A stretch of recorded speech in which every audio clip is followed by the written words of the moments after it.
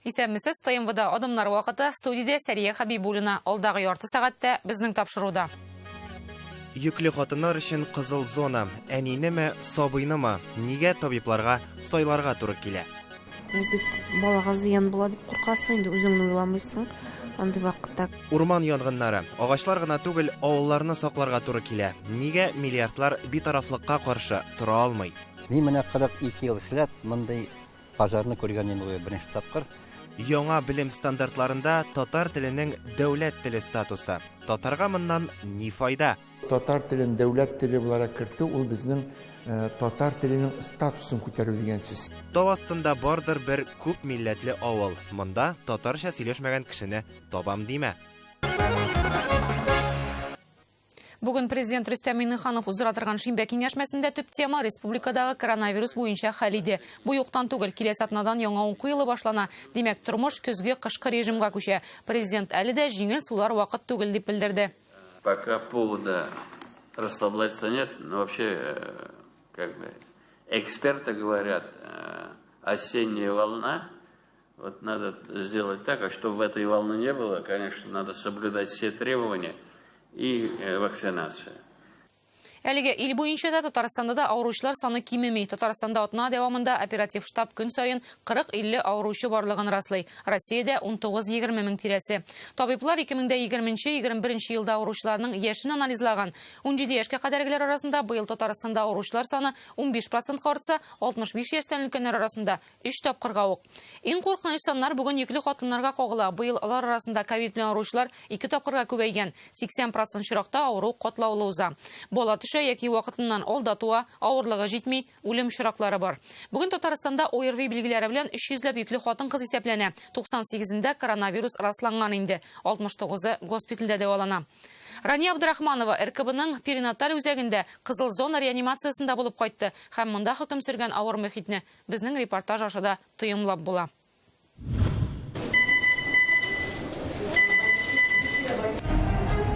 РКБның перинаталь үзәге ковидлы хатын-кызларны бала таптыра торган бердән-бер зур госпиталь шушында урнашкан. Ул узган көз ачыла. куркыта, конечно, куркыта. Ул бит балага зыян була дип куркасың инде, үзеңне уйламыйсың. Андый вакытта Альмира Модина РКБга йөклелеге 35 атнада эләгән. Башта уңай кебек була, әмма 2 көннән хәле авырая. Кичекмәстән операция ясап, баласын таптырырга булалар. Пневмония прогрессировала диделәр инде. Вот тыналырга тыналы булмады, и тагын сөякләр авырта башлады, гәүдәләр авырта башлады, и шундый решение булды инде нара кисарить, потому что балага да авыр килә башлады уже. И, наверное, это лучший исход. Дөньяга нибары 2 килограмм ярымлы Мәдинә авасала. Ул хәзер үзе сулы, хәле әйбәт ди яшәни. Альмираның үзенең дә операциядән соң ПЦР тесты тискәре булып килгән. Димәк, ана белән бала тиздән күрешә алачак. Әмма ковид йоктырган барлык йөклеләргә дә андый бәхет тиз елмаймый. Менә реанимациядә ятучы тагын бер ханым. Техниканың мондый хәбәр бирүе хатынның йөткерүен аңлата, тавышсыз гына. Чөнки битендә кислород маскасы, муенында трахеостома һәм кечкенә генә турба. Ул инде 5 көн үпкәне ясалма эшләтү аппаратына тоташтырылган. Үпкәләренә 35% зыян килгән, хәле җиңеләйми. Баласын шулай ук операция ясап таптырганнар. Бу хатын безнең килгәндә 31 атна корсаклы иде. Аннары соң инде бөтен клиникасын карап, бөтен табиблар белән консилиум үткәреп, аны кесарево сечение алырга булды. Баласы реаниматологлар кулына бирелә дигән. Балалар реанимациясында ята. Үзе инде монда бу реанимациядә. Перинаталь үзәк реанимациясендә без барганда 6 кеше ята иде. Күбесен чыгарган чакка туры килдек. 20 хатын-кыз булган көннәрдә була. Бу айларда, июль-августта хатын-кызлар күп ята, 17-дән 14-тән 17-гә кадәр пациент ятканы да бар. Яшьләре 20-дән алып 40-ка кадәр. Монысы реанимация бүлегенең 2нче палатасы һәм биредә дә төп палатадагы кебек үк кислород битлекләре, дозаторлар, менә шушындый мониторлар, гомумән ковидлы йөклеләрнең хәлен тикшереп, күзәтеп торырга мөмкинлек бирә торган бөтен нәрсә бар. Нигездә биредә теге палата белән чагыштырганда хәлләре яхшырак булган авырулар ята, әмма күргәндегезчә бүген монда беркем дә юк. Әмма табиблар теләсә кайсы вакытта бу урыннарның да тулуына әзер. Алда сезонлы авырулар чыра. Һәм хәтта ятаклар җитмәскә дә мөмкин. Авыру чигенми. Йөкле хатыннар бу арада күбрәк Ни үшін вакцинация ул сегмент ауруларға пока булмады. Аларның ковид ауыррақ бара. Ответственность бик зур. 2 кеше өчен җаваплы. Ширләгәннән соң чираттагы ПЦР тестлары тискәре булганнарны чиста зонадагы реанимациягә чыгаралар. Менә мондагы пациентларның берсе Хуснига Алкасымова 3нче баласы белән йөкле вакытта авырып китә. Үпкәләре 96%ка ялкынсынган була. Без хәзер перинаталь үзәкнең чиста зонасында һәм ни өчен менә шушындый гына киемнәнме, чөнки Хусниганың инде ПЦР тесты тискәре, әмма сез аның үпкәләренең сүретенә генә күз салыгыз. Менә бу зәңгәре үпкәләрнең гомуми мәйданы, кызылы ялкынсынган мәйдан. Ул әлеге үзәккә 96% үпкәләре ялкынсынган килеш килеп элеккән. Температура белән барды. Слабость дидеме, җиткерде? Слабость нет. Җиткергән юк. Кашля тоже нет. Только температура. Температура. Я беременна 23 недели. Потом температура булды. Хусниганы ашыгыч ярдәм машинасы йыгышлы чирләр хастаханәсенә алып китә. Аннан 7нче хастаханәгә, аннан инде РКБга күчерәләр. Кызганыч баласын саклап калып булмый. Әмма 96% үпкәсе ялкынсынган килеш хатынның үзен саклап калу да мөгъҗизага тиң ди табиблар. Потому что у меня 2 детей есть. Я как умерла, да? Я боюсь, сколько. При поступлении суда... Монда килеп элеккәннәргә сез авыр хәлдәге пациентлар янына килеп электегез дип түгел, саугы борычлар арасыннан килеп электегез дип әйтеп торырга кирәк. Бу очракта авыру да көрәшәчәк. Ягъни пациентларга дару белән генә түгел, психологик яктан да ярдәм итәргә кирәк. Россиянең авыруларны күзәтү үзәге китергән статистика буенча булачак әниләр интенсив дәвалау бүлегенә гади хатын-кызларга караганда 2 тапкыр ешрак эләгән. Коронавирусная инфекция. Иклелек чорында безнең дәвалау мөмкинлекләре шикләнә, чөнки бала көткән вакытта барлык препаратларны да файдаланырга ярамый. Шуңа без иклелек чорында рөхсәт ителгән даруларны гына кулланырга мәҗбүр. Алар булышмаганда әни кешене тиешенчә дәвалый алыр өчен баланы кичектергесез таптырга туры килә. Моңа вирусның мутацияләнүе дә сәбәпче диләр, чөнки авырганда ана карынында булуга караганда тышта баланы саклап калу җайлырак. Йөклеләр өчен ковидның аянычлы нәтиҗәсе баланы вакытыннан алда табу гына түгел, үле бала табу һәм яралгының үсеше тоткарлану очраклары да 7%-ка арта ди табиблар. Казанның 7нче шәһәр хастаханәсенең 5нче хатын-кызлар консультациясендә бүген 400-гә якын йөкле хатын-кыз теркәлгән. Хәзергә шуларның икесенә ковид диагнозы куелган. Пандемия башланганнан бирле 70ләп йөкле хатын-кыз коронавирус белән авырган. Табып иң беренче хатын-кызның тән температурасын, шулай ук үпкәләрдәге кислород күләмен үлчәп, бездә пульсоксиметрлар бар, кан анализлары алабыз. Шулай ук яшәү урыны буенча поликлиникага, терапевтка бездә инде яңа приказ буенча сигнальный карта дип ата, сигнал карталары җибәрәбез. Әлбәттә, баланы да, әнине дә саклауның төп чарасы буларак вакцина ясатуны атыйлар. Бүгенгә Татарстанда йөкле 17 хатын-кыз вакцина ясаткан инде. Моның өчен иң җайлы вакыт дип йөклелекнең 22 атнадан соңгы чорын атыйлар. Спутник Викода торырга рөхсәт ителә. Рания Абдрахманова, Игорь Романов, Яңа гасыр каналы. Республика госпитальләрендә кызыл зонадан республика картасындагы кызыл урыннарга күчәбез. Бу атнаның иң кызу темасы урманнардагы янгыннар иде. Андый хәбәрләр әле бер, әле икенче районнан килеп торды. Лениногорский, Әлмәт, Алабуга быел 14 урманда янгын чыга. Моңарчы Татарстанда аларның 10 ел янганы булмый. Быелгы корылык 2010 елга охшаш. Ул чакта 99 тапкыр урманнарда ут чыккан була. Җәй буе күз карасы кебек сакладык ди урманчылар, әмма кеше саксызлыгыннан барыбер саклап бетерә алмаганнар. Бу атнадан Татарстан урманнарында кабат гадәттән тыш хәл кертелде. Урман яну ул яшеллексез калу гына түгел, ул кышкыр җәнлекләрнең бетүе, сирәк үләннәрнең юкка чыгуы да. Куркыныч фильмдагы кебек кадрларны Фәйрүзә Мәҗитова урманнарда төшерде. 18 август көнне менә шундый мәшгаль булды бездә. Мин менә 42 ел эшләп, мондай пожарны күргәнем юк беренче тапкыр. Урманчы Илдар Казаков әйтүенчә, күз ачып яңганчы агачлар янып бетә. 2001 елда утыртылган 20 еллык Нарат урманы була ул. Үсеп җиткән агачларның бүген кәүсәләре генә калган. Ялкын сикәрде через трасса, ул икмәкне турасы ялины пожарниклар. Әгәр ул икмәккә киткән булса, хараби. Әгәр дә җил көнбатышка, көнчашка булса, анда авыл иден савсырны, иске сөркем. Куркыныч булды, ой, куркыныч булды. Когда с одной стороны горит, с другой стороны горит, это, конечно, очень страшно. Иске Суркин авылы урманга терәлеп утыра, 3 чакрым ераклыкта. 60-нчы елларда бу авыл бер янган була инде. 58-нчы елда пожар булган, авыл полностью янып беткән иде. Хәл кабатланмасын өчен бу юлы бөтен авыл халкы ярдәмгә ташлана. Бөтен кеше булышты инде, күтәрелде шунда. Бүтәнсе кем машиналар белән, кем сулар, бочкалар белән менгәннәре. Монда яшәүчеләр урман кадерен белә. Бу янгынның сәбәбе кеше саксызлыгы түгел, ә иске агачның электр чыбыгына төшүе дип саныйлар. Бу республикада быел янган 14 урманның берсе. Республика буенча 160 гектар мәйданга зыян салынган. Әлмәт, Лениногорск, Азнакай, Алабуга, Бөгелмәдә теркәлә. Монда бүген дә янган ис. Бер атна элек Түбән Кама милли паркында янгын чыккан. Ярыйла ут нарат өсләренә күтәрелеп китмәгән. Асылда үлән һәм кипкән агачлар яна. Монда үзегез күреп торасыз шундый урын, текә, инкүлек һәм чокырлы җир. Шуңа күрә янгын сөндерүчеләргә бик кыенга туры килгән. Бик текә, бик тирән. Шунарга истәп тагын бик авыр һава торышы иде ул көнне. Иссе температура 37-гә хәтлек җитте. Бик көчле җил чыкты. Федераль дәрәҗәдәге милли парк. Көн уртасында ут күз чыга. Аяк астындагы ылыс яна. Монда корыган агачлар бик күп. Алар буйлап ялкын өскә күтәрелмәсен өчен 20ләп агачны аударалар. Янәшәдәге балалар лагерена ут килеп үк җитә. Балаларны тиз арада өйгә тараталар. 15 минут эчендә бөтен балаларны җыеп, бөтен сотрудникларны җыеп, городской дворец культурага илтеп куйдык. Шунда вожатыйлар, тәрбиячеләр көтеп утырдылар балалар белән бергә үзенең әти-әниләрен. 40 минут эчендә балаларны алып бетерделәр. Янгын сөндерүгә волонтерлар ярдәм итә, коткаручылар эшли. Шәһәрнең торакчы оешмалары су белән тәэмин итеп тора. 95 кеше 20дән артык техника белән утны тиз сүндерәләр.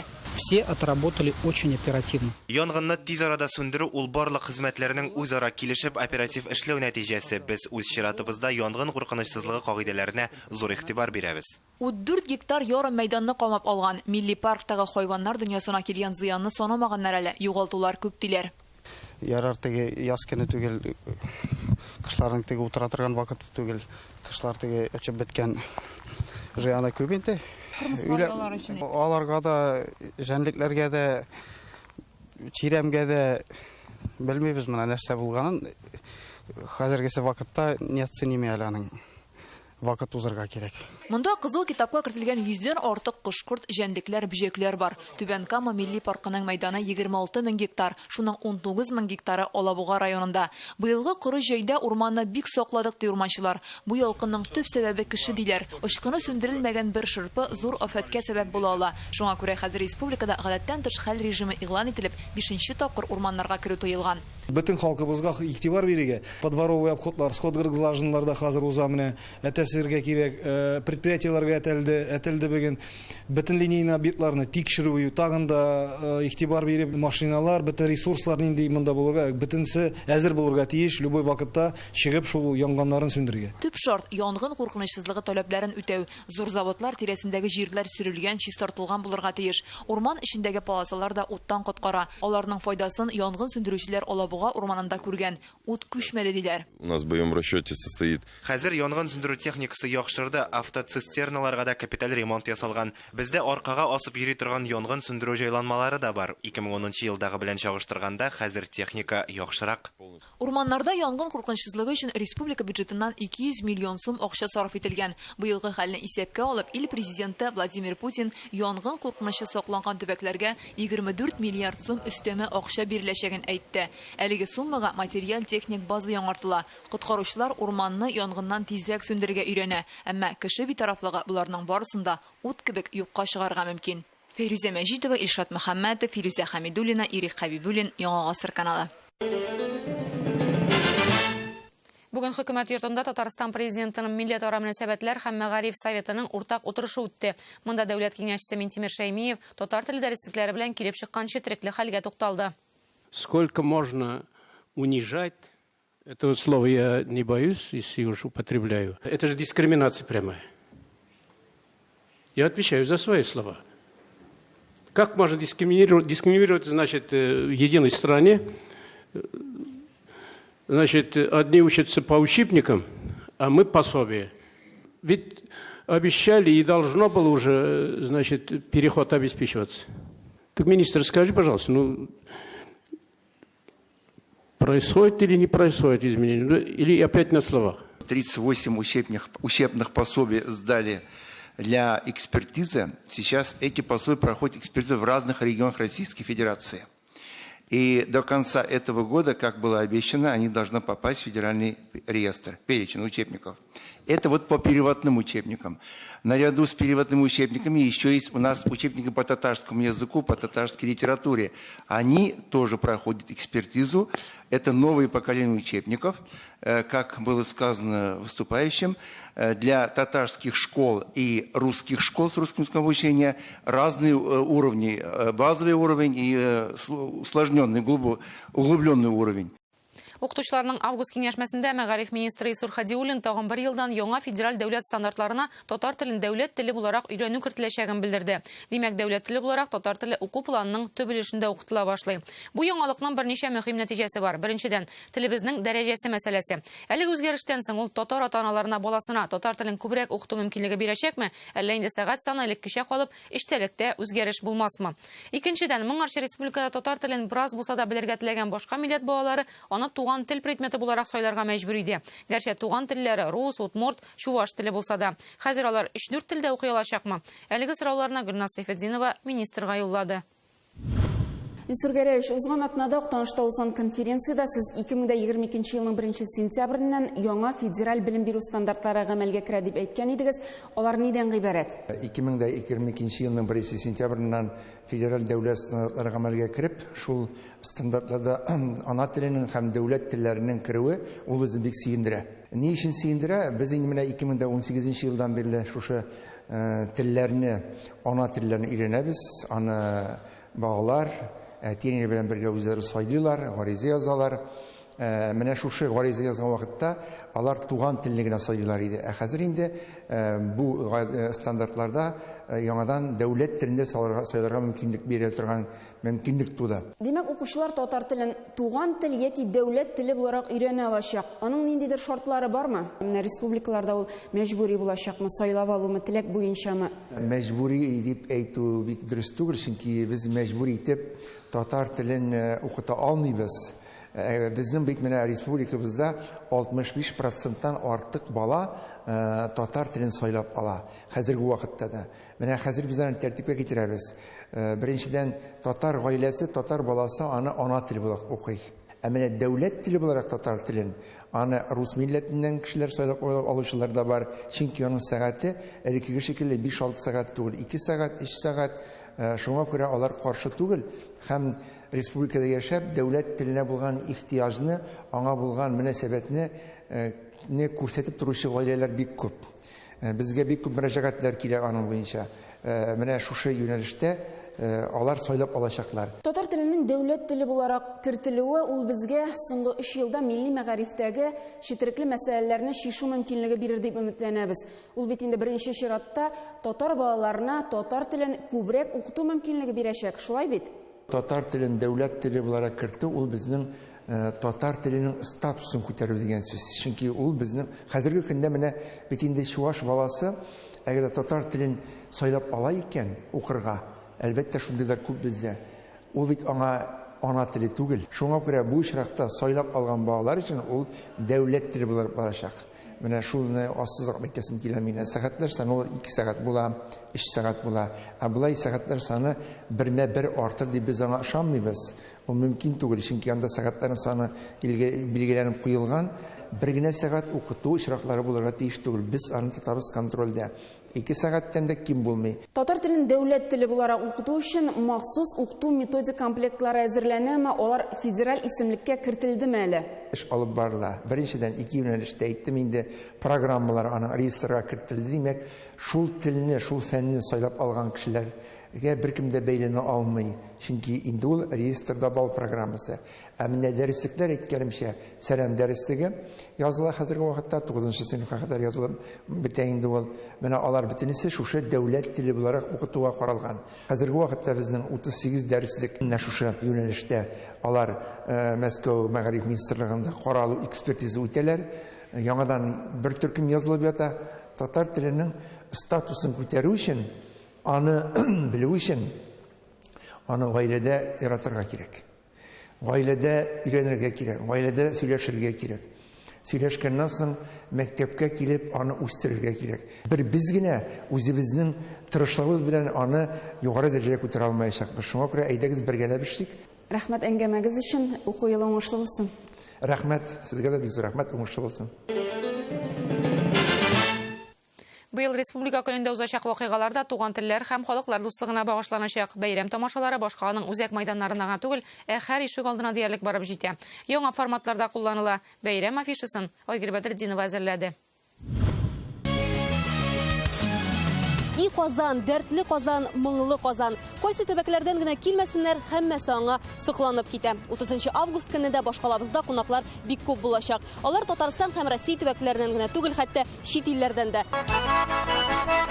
Уйнагыз гармуннар. 36-нчы халык иҗаты фестивале быел бөтен республикадан меңләгән гармунчыны Казанга җыярга тиеш. Алар көндезге 11-дә Камал театры яныннан Бауман урамы аша 1 май мәйданына кадәр узарга тиеш, әлбәттә, гармун көйләрен яңгыратып. Тарихы 1985 елга барып тоташкан әлеге фестиваль узган елны гына Казанга 600-дән артык гармунчыны җыйган иде. Милли моңнардан алып мотошоуга кадәр ул көндезге 3-тә шәһәр үзәгенә күчәчәк. Мотоцикллар моннан 1 май мәйданына кадәр йөреп узар дип көтелә. Аннан тимер атлар Казан ипподромында юл тота. Көндезге 2-дә монда атлар чабышка кузгала. Алар Татарстан президенты бүләге өчен көч сынашачак. 30 августта Иске Татар бистәсе республиканың мәдәни төрлелеген чагылдыручы мәйданга әвереләчәк. Көндезге 12-дә монда милли кием фестивале, димәк, милли киемнән килү мәслихәт. 2-дә Казан сөлгесе җыр бию сәнгате фестивале башлана. Янәшәдә Камал театры каршында безнең заман эшче яшьләр иҗаты республика фестивале гөрләячәк. Быелгы мәдәни чараларда милли байлыгыбызны халыкка күрсәтүгә зур урын бирелә. Шул уңайдан барыгызны да бәйрәмгә милли костюмнар киеп килергә чакырабыз. Татар мәдәнияте заманча форматта. Быел инде традициягә әйләнгән Таткульт фестта яңа программа белән сөендерергә тели. Быел фестиваль тел темасына багышлана. Ул Казан кирмәнендә көндезге 1-дән башланып төнге 10-га кадәр дәвам итәчәк. 99 музыкант, медиа рәссамнар, дизайнерлар чыгыш ясаячак. Алар Мәскәү, Владивосток, Стамбул, Берлин, Бостоннан. Программада заманча электрон музыка, лекция, перформанс, китап ярминкәсе барысы да татар телендә. Туган телләр һәм бердәмлек елы һәм әлбәттә безнең бәйрәмнәрнең эштәлеге дә ул бу темага айрым йогынты ясый. Таткульт фестивале ул инде быел 4-нче тапкыр уза. Ул дөрестән дә ул инде брендка әйләнә. Парк һәм скверларда бәйрәм чаралары иртәнге 10-да башлана. Монда балалар өчен күп уеннар каралган. Быелның үзенчәлеге яңа проект Казан тавышлары әдәби музыкаль перформансы. Шигырьләрне балконнан укыячаклар. Тамаша Казан мэриясе бинасы каршында кичке 8-дә башлана. Кичке 8-дә игенчеләр сарае каршында Казан көзе дип аталган халыкара опера фестивале ачыла. Республика көненә багышланган бәйрәм концерты Казан гаилә үзәге янында кичке 6-да башлана. Быел төп сәхнәдән татар эстрадасы җырчылары, шул исәптән Ришат Фатуллин, Фирдус Тямаев, шулай ук Брейнсторм һәм Крем-сода төркемнәре чыгыш ясаячак. Салютны да быел гадәттәгечә түгел, музыкаль пиротехник шоу форматында оттырачаклар. Аны Казан су буе, Казан гаилә үзәге һәм Кремль яр буеннан күзәтергә мөмкин. Ул кичке сагать 10-да башлана. Быел салютны Болгар радиосыннан ишетергә дә мөмкинлек туа, чөнки ул музыка белән бергә үрелеп барачак. Татарстан тарихындагы беренче шундый моңлы салют республика көне бәйрәм тамашаларына күркәм нокта куярга тиеш. Айгөл Бәдретдинова, Вадим Илларионов, Яңа гасыр каналы. Тапшыруны туган телләр һәм халыклар бердәмлеге елына багышланган Әйдә Татарстан сәхифәсе белән дәвам итәбез. Бүген без сезне Яңа Чишмә районының Тубылгытау авылына алып барырбыз. Авылның тарихы Болгар чорына ук барып тоташа. Хәзер монда татар, рус, төрекмән, таҗиклар яши, һәм алар барысы да татарча сөйләшә. Без Яңа Чишмә районының Тубылгытау авылында. Биредә яшәүчеләр сүзләренә караганда, авылның төп горурлыгы аның табигате. Һәм бу манзарага күз салгач, моның чыннан да шулай булуына инанасың. Хәзер без авылдагы Кала башы дип аталган тауда басып торабыз. Бу урын авыл халкы өчен изге булып санала. Сәяхәтебезне шуннан башларбыз да.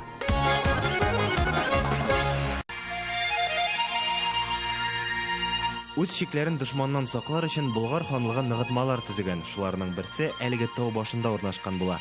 Соңрак аны җимерәләр, тау астында хәзерге Тубылгытау авылы барлыкка килә.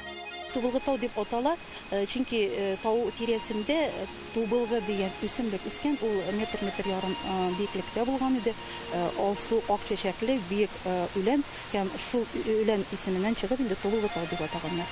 Хәзер бу тауда елаларны үтиләр, бәйрәмнәр уздыралар. Никахлашкач парлар монда килә. Егетләр дә армиягә шушыннан китә. Без килгәндә тау башында нәзер ботқасы пешерәләр иде. Борынгы йоланы авылда хәзер дә саклыйлар. Кемдер эше уңса, авылдашларын җыеп ботка белән сыйлый. Бу юлы егетнең армиядан кайту хөрмәтенә пешерделәр. Менә сөт салабыз, күкәй салабыз. Аннан соң бырай ярмасыннан пешерәйдек без аны. Элек үзебез таттырайдык инде ул ярмаларны. Тубылгытау үз тормышы белән яши. Монда мәктәп, клуб, мәчет, медпункт, кибетләр эшли. Күпләр мал тота, көтү чыга. Халыкның күп өлеше район үзәгенә, Түбән Кама, Чистайга барып эшли. Тубылгытау шунсы белән дә үзенчәлекле. Бу авылда татарлар белән бергә яшәүче башка милләт вәкилләре дә татарча белә. Менә Степановлар гаиләсе. Примерно минем белән сөйләшкәч, русча сөйләшәм. Татарча сөйләшәбез. Галимә ханым төрекмән милләтеннән. Монда бик әйбәт кешеләр. Менә берәр күршегә дә керсәң, гел ярдәм итәләр алар. Наталья Яковлева Крәшен. Сабан туйларда чыгабыз, әйе. Питрау бәйрәмнәре уздыралар бездә. Провода зимы инде шунда тоже катнашабыз. Инде барыбер бит без күп милләтле. Хәзер авылда 700-дән артык кеше. Барлык милләтләр аңлашып һәм ярдәмләшеп яши. Бу хакта хәтта авыл урамнарының исемнәре дә сөйли. Биредә алар өчәү, барсы да менә шундый озын һәм туп-тура. Җитмәсә бер-берсенә параллель рәвештә урнашкан. Бу якта яшьләр урамы, без хәзер тынычлык урамында, ә инде артта дуслык урамы.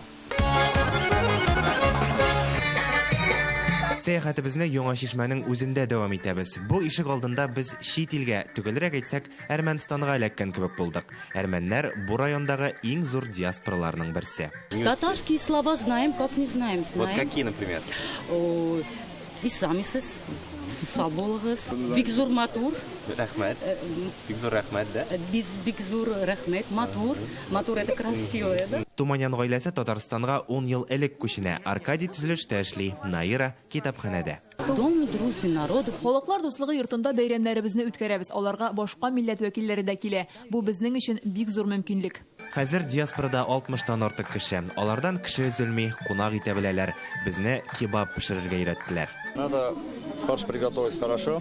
Фарш тауык һәм сыер итен кушып ясала. Яхшылап болгатырга кирәк диләр. Бер шампурда бер кебаб. Су белән чылата тезәләр.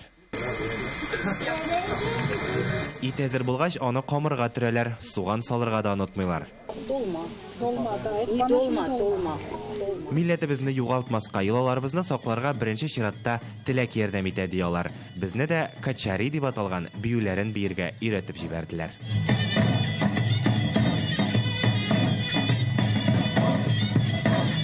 Яңа Чишмә районыннан Илгиз Шәкүров, Ленар Хуҗиәхмәтов, Яңа Гасыр каналы. Бүгенге тапшыру тәмам. Исән сау булыгыз. Эфирда тагын бер атнадан күрешербез.